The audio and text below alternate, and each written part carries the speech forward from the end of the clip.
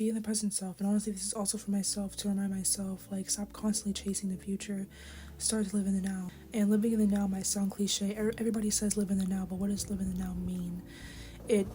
To go deeper into this and to kind of go and be more profound on this topic, I really do feel as if being in the now, and I constantly remind myself about this every single day, and this kind of video is a reminder, not just to myself, but anybody who this might help, is when you're constantly in the chase of your highest self, or to be your highest self, you're never going to fully enjoy your future.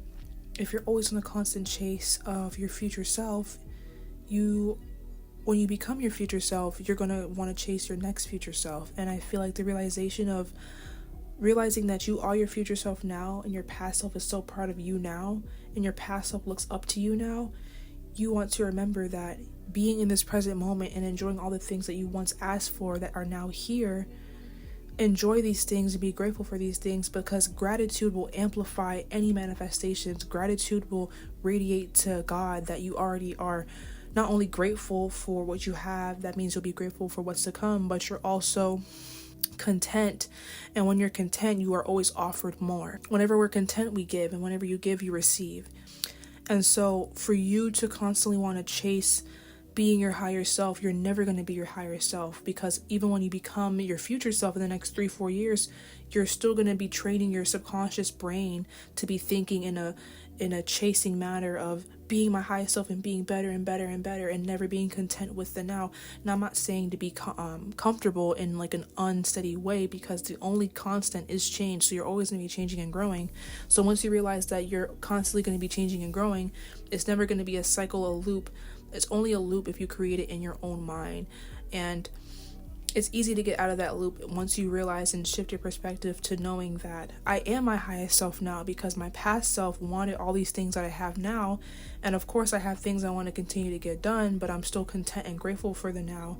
And I'm aware of my surroundings. And just that awareness alone will show your gratitude towards what you already have received. Because if you're not content with, if you're not enjoying what you have now, you're not going to enjoy what you have later. Even if you ask for the most outlandish things and you get it, you're going to be grateful for a few months, maybe a year, but then you're going to go right back to that state of wanting more and continuing to long for more. And this constant chase of our future self, it starts with us, and it starts with the now. And once you realize that you are your future self now, that will allow you to remember that when you become the next future self, you're going to be in your future self. I think we assume and we assume that our future self is going to be automatically living in the present. But when you live in the present now, that'll start to train your mind to be able to live in the present when you become your next future self. We create internal melancholia by always chasing and thinking and assuming that things are going to happen a certain way, and then they don't. It's because life wasn't designed that way. The laws of the universe wasn't designed that way. And once you learn the laws of polarity and the laws of not just attraction, but expectation as well, expecting things to happen a certain way and it doesn't happen a certain way is the start to insanity. Expecting change but not seeing any change is the definition of insanity. So just having that awareness to no longer expect things out of life, but to realize that you get to choose what you want out of life by shifting your perspective, by shifting your perception, which will shift your actions, and different actions will create different outcomes in this life.